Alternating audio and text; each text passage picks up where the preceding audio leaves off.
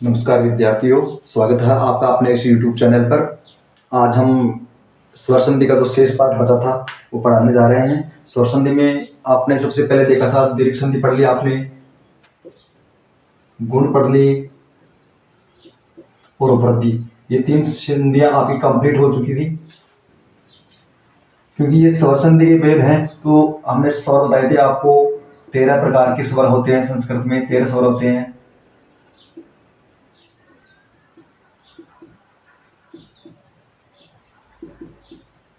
जो ह्रस्व और दीर्घ होते हैं।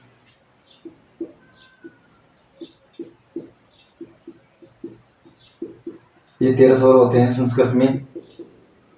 इनमें से आपने दीर्घ संधि में पढ़ा था कि हमने एक जो ग्रुप बनाया था इन वर्णों का, ऐसे लेकर के लृ तक, यानी ए आ ई ई उ ऊ री री और द्री। इनके बाद यदि कोई समान स्वर आता है तो उनके स्थान पर दीर्घ वर्ण हो जाता है। जैसे कि ए आ के बाद में ए आए तो क्या बनेगा, ए और आ ही।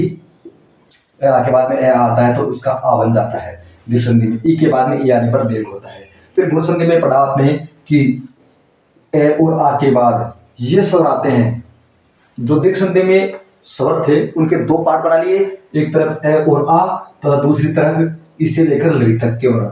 ए आ के बाद में ई उ री या लृ आते हैं तो गुण संधि होती है। ए आ के बाद में ई आने पर ए बनता था, ए आ के बाद में उ आने पर ओ, ए आ के बाद में री आने पर अर और लृ आने पर अल बनता था। फिर वृद्धि की बात की हमने, तो ए आ के बाद में यदि ये स्वर आए, ए आ के बाद में ए आई ओ औ आता है तो वृद्धि हो जाती है। ए आ के बाद में ए आए चाहे आई आए, आई बन जाएगा। ए आ के बाद में ओ आए या औ आए, औ हो जाएगा। ये थी वृद्धि संधि। इन तीनों के एक एक एग्जाम्पल भी देख लीजिए। जैसे कि हमने देखा वाचन प्लस आले। मैंने कहा कि ए, ये ए है यहाँ और ये आ। मैंने बताया कि ए आ के बाद में ए आ आने पर क्या बनेगा, आ बनेगा, तो इसका हो जाएगा वाचनालय। ये कौन सी संधि का एग्जाम्पल है, दीर्घ संधि का। फिर ए आ के बाद में ई आने पर, जैसे रमा प्लस ईस, ए आ के बाद में ई आने पर क्या बनता है, ए, तो ये होता है रमेश। ये गुण संधि का उदाहरण है। ए आ के बाद में ई उ री री उल्री आए तो गुण संधि। वृद्धि की बात कर रहे हैं। ए आ के बाद में जो शेष बचे हुए स्वर हैं, ए आ के बाद में ए आई ओ औ आते हैं तो वहां वृद्धि होता है। और जैसे कि एक धन एक, ए और यहाँ ए के बाद ए, तो इन दोनों के स्थान पर क्या होगा, आई हो जाएगा, तो ये बन जाएगा एक एक। ये 3 संधि हमने पढ़ी थी, इनका एक बार रिवीजन हो चुका है, दोहरान हो चुका है। अब देखिए हम आगे चलते हैं यण संधि पर। दीर्घ गुण वृद्धि ये पहले वीडियो में पढ़ चुके थे, आज इनका दोहरान हुआ है, रिवीजन हुआ है। अब है यण संधि। यण देखिए, इनके बाद में यही स्वर आने पर दीर्घ संधि करते हैं, इनके बाद में यही आने पर दीर्घ करते हैं, इनके बाद में ये आ जाए तो गुण हो जाती है, इनके बाद में वो आ जाए तो वृद्धि हो जाती है। अब इनके बाद में अगर कोई दूसरा स्वर आ जाए, इनके बाद में दूसरा स्वर आ जाए, इनके बाद में यही आने पर तो दीर्घ होगी। लेकिन इनके बाद कोई दूसरा स्वर आ जाए, इनके बाद में ये आ जाए या इनके बाद में वो आ जाए, ई के बाद में उ आ जाए, तो क्या करना है, तो यण संधि करना है।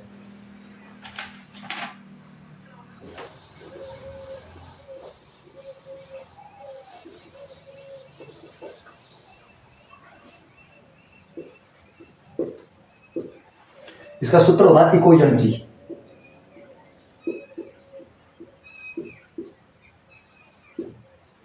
इक के स्थान पर क्या हो जाएगा, यण हो जाएगा। इक का मतलब है ई उ री उल री। ई के स्थान पर यदि ई के बाद कोई असमान स्वर है, क्योंकि समान स्वर आने पर तो दीर्घ संधि हो जाती है, स्वाभाविक है। लेकिन ई के बाद कोई असमान स्वर आता है तो इस ई के स्थान पर हो जाएगा क्या, यह। उ के बाद कोई असमान स्वर आए तो हो जाएगा इस उ के स्थान पर वह। री के बाद छोटा वाला री हो या बड़े वाला री, ह्रस्व री या दीर्घ री, इनके बाद यदि कोई असमान स्वर आता है तो र बनता है। और री के बाद कोई असमान स्वर आए तो ल बनता है। इसके कुछ एग्जाम्पल देखेंगे हम। जैसे इति धन आदि। यहां पर ई है और ई के बाद में असमान आ गया स्वर, समान स्वर नहीं है, ई नहीं है। यदि ई के बाद भी ई आता, यदि पूर्व पद का अंतिम वर्ण ई हो तथा उत्तर पद का प्रथम वर्ण असमान हो, तो ऐसी स्थिति में ई के स्थान पर बनेगा यह, लेकिन ये ई के स्थान पर बना है और ये आ मिलने पर क्या हो जाएगा, ये या, तो बन जाएगा ई आधा तय शेष रहा तय और ई के स्थान पर यह बन गया है, यह में आ की मात्रा मिलाई और दी इत्यादि, ये सिद्ध होगा। इसके बाद देखिए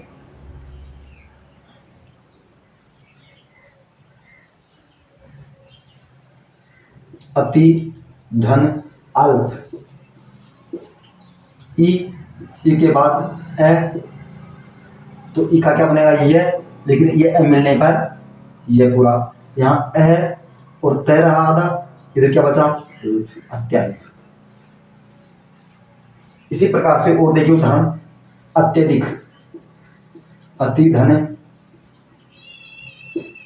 अधिक, ई के बाद में असमान स्वर, इकाई यह, तो आधा तय रहा शेष, इकाई यह में ए मिलने पर यह पूरा और अत्यधिक।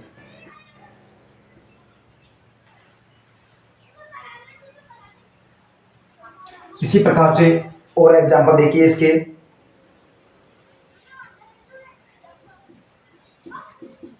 इति अलम, ई के बाद असमान स्वर आने पर ई का बनता है यह, तो ये हो जाएगा इत्यालम।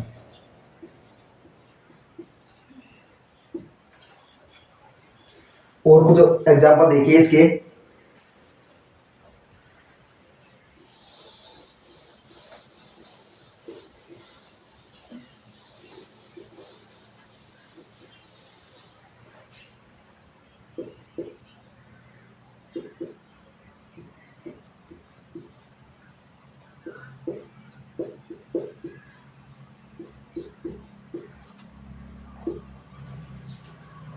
उ के बाद में असमान स्वर, तो उ का बनेगा वह, तो स आधा रहा, उ का वह में ए मिलने पर वह पूरा,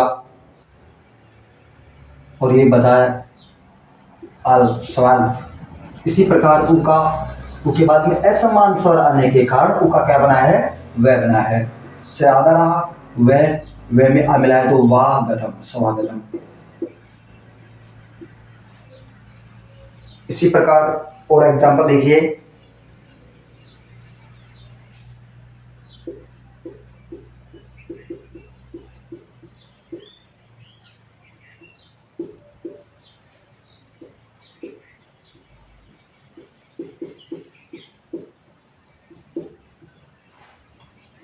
उ के बाद असमान स्वर आने पर उ का बनेगा वह, यहाँ बचा क्या आदर है, वो निकाल लिया हमने, उ का वह में अमिला तो वाह और देश।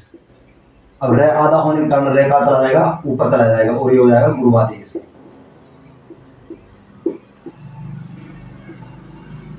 इसी प्रकार से री है, री के बाद असमान स्वर आ गया, तो री का क्या बनेगा रह आधा, लेकिन आ मिलने के कारण क्या हो जाएगा ये रा हो जाएगा, तो ये बचा क्या माँ, इधर क्या बचा तय, क्योंकि हमने इसमें से स्वर निकाल लिया, री निकाल लिया, तय आधा और री का रह बन करके रा हो गया। और क्या, अब आप जानते हैं कि आधा तय और रह और ए मिल करके क्या बनते हैं, त्रय बनते हैं, आधा तय और रह मिल करके, तो आधा तय और रा मिल करके त्रा हो गया, तो ये क्या हो जाएगा मात्रा क्या। इसी प्रकार पित्रा क्या हो जाएगा। और धन देखिए लघु आदेश, उ के बाद असमान स्वर आने पर उ का वह, तो लघुआदेश।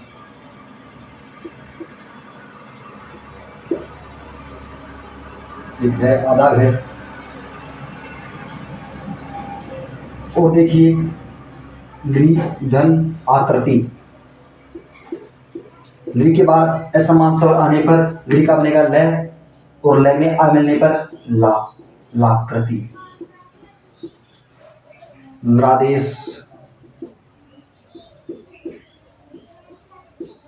ली के बाद असमान स्वर आने पर ली का बनेगा ल और लादेश। इस प्रकार से ये यण संधि होती है। अब देख और मधुअरी,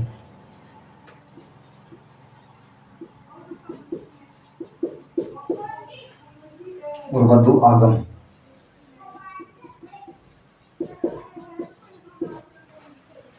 उ के बाद असम्मान, तो उ का बनेगा वह में ए मिलने पर वह पूरा मत गई। इसी प्रकार उ के बाद असम्मान तो उ का वह।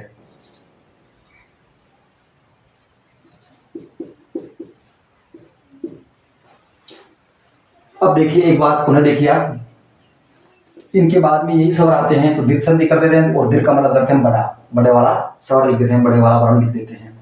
फिर जो दीर्घ संधि में जो वर्ण थे उनके दो पार्ट के, एक तरफ ए आ और दूसरी तरफ ये जो बच गए हैं वर्ण वो, इनके बाद में ये स्वर आए तो गुण संधि करते हैं, और इसके बाद में ये आते हैं तो ई करते हैं, इनके बाद में ये आने पर ओ, इनके बाद में ये आने पर अर, ए के बाद में री आने पर अर कर देते हैं, इनके बाद ये आने पर गुण संधि, इनके बाद में वो आ गए, ए के बाद में ए आई ओ औ आते हैं तो वृद्धि संधि करते हैं, ए के बाद में ए आई हो तो आई बना देते हैं, और ए के बाद में ओ औ हो तो औ बना देते हैं।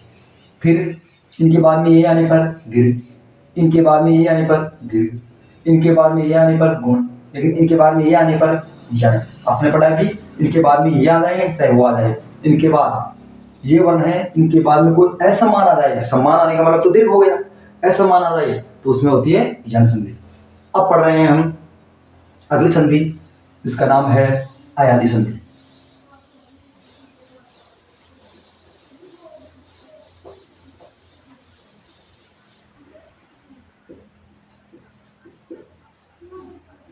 अयादि संधि, देख इसके नाम में लिखा छुपा हुआ है अय, अय यानी इसमें बनते हैं अय आय अव और आ।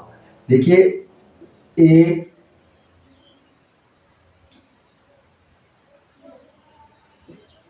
आई ओ औ के बाद कोई स्वर आ जाए, कोई भी स्वर आ जाए इनकी बात, तो इनके स्थान पर अये आय, क्रमशः इनके स्थान पर अये आय औ आव हो जाता है। इसमें आप ध्यान रखना चाहो तो ये बात ध्यान रख सकते हो कि इनका क्रम यह ऐसा न होकर के, इस प्रकार से न होकर के इनका क्रम होता है ए ओ आई औ, ए का बनता है अये, ओ का बनता है अवे, आई का बनता है अये आय, और औ का बनता है आव। ये क्रम, यहाँ ये क्रम चेंज करें तो वो भी क्रम चेंज हो जाएगा। इनके कुछ उदाहरण देखिए जैसे हरे धन ए, ए के बाद कोई भी स्वर आए तो ए का बनता है अये, हर धन अये धन ए, रे में ए मिलने पर रे पूरा बन गया है रे, ये में ए मिलने पर हरे। इसी प्रकार और देखिए ने धन अनम, ए के बाद में स्वर आने पर ए का अय बन जाता है और ये होता है नयनम।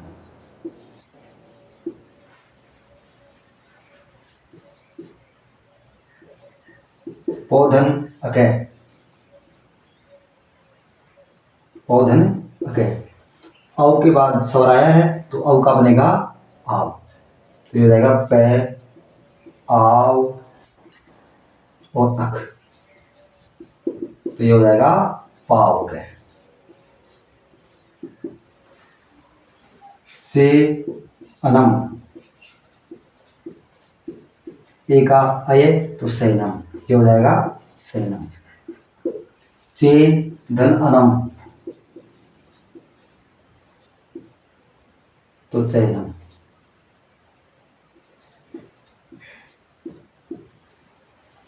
और देखिए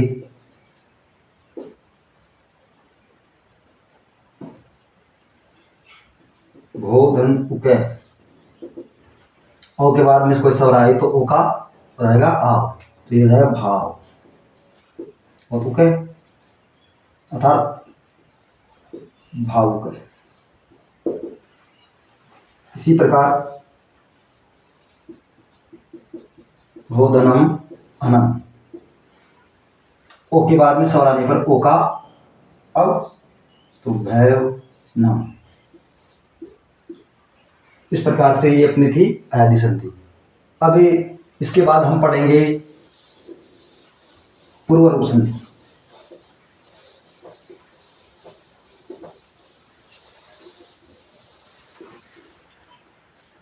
पूर्व रूप संधि।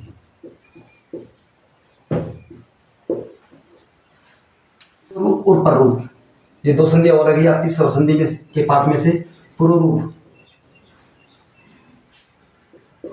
ए और ओ के बाद कोई ए स्वर आ जाए, ह्रस्व ए आ जाए, तो इस ए के स्थान पर अवग्रह चिन्ह हो जाता है। क्या हो जाएगा? अवग्रह चिन्ह। और पररूप, अकारांत उपसर्ग के बाद, अकारांत उपसर्ग युक्त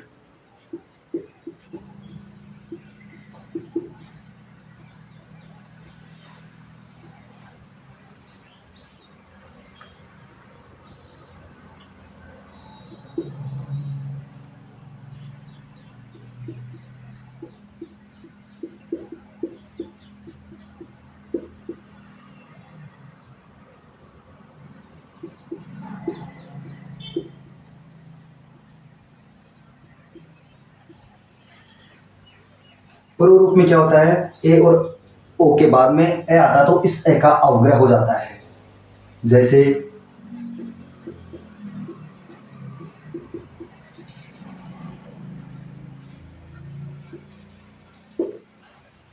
ओ के बाद में ए आने पर ए का क्या हो जाएगा? अवग्रह चिन्ह।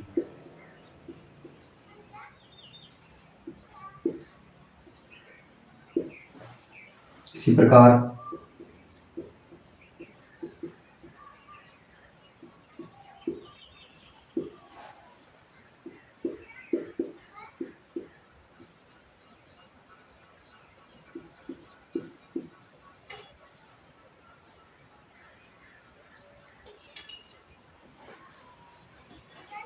और देखिए इसका उदाहरण।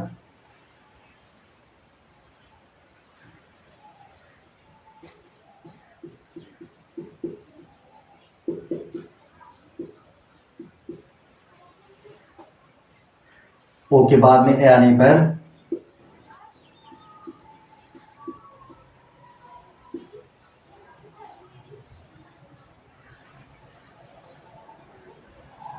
और देख लीजिए कुछ एग्जाम्पल इसके।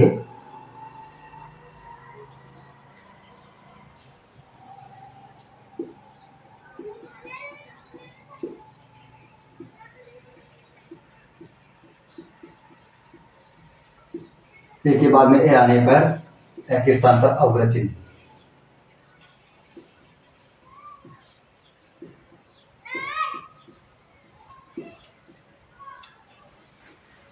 ये थी आपकी पूर्व रूप। दीर्घ हो गई, गुण हो गई, वृद्धि, यण, अयादि, और इसके बाद पूर्व रूप। अब है पररूप। पररूप में जैसा कि मैंने आपको बताया कि अकारांत उपसर्ग, ऐसा उपसर्ग जिसके अंत में ए आता है, जैसे उप, प्र, ये उपसर्ग है और इनके अंत में क्या आ रहा है? ए। और इनके बाद ए से प्रारंभ होने वाले या ओ से प्रारंभ होने वाले कोई धातु आए तो यह उसमें जुड़ जाता है।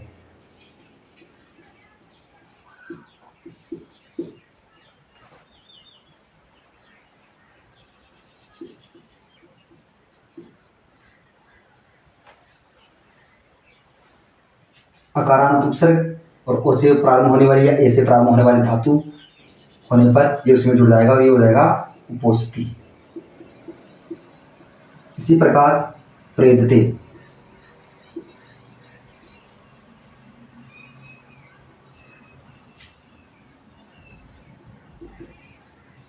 अकारांत उपसर्ग है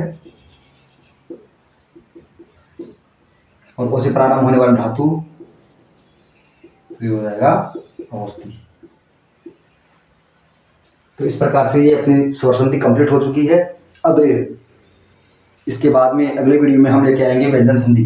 व्यंजन संधि, जिसको हल संधि के नाम से भी जाना जाता है। तो इस वीडियो में बस इतना ही। धन्यवाद, थैंक यू।